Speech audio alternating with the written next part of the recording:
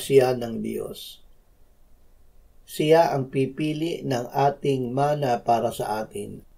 Awit 47:4. Diyos ang nagpasya kung ano ang ating magiging buhay.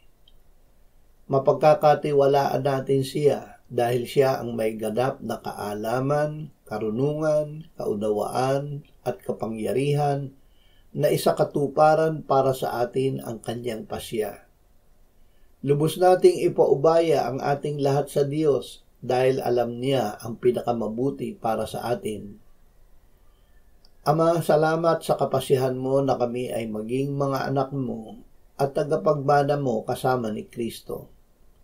Ibigay mo sa amin ang pagtitiis kasama ni Kristo upang kami rin ay luwalhatiin kasama niya. Amen.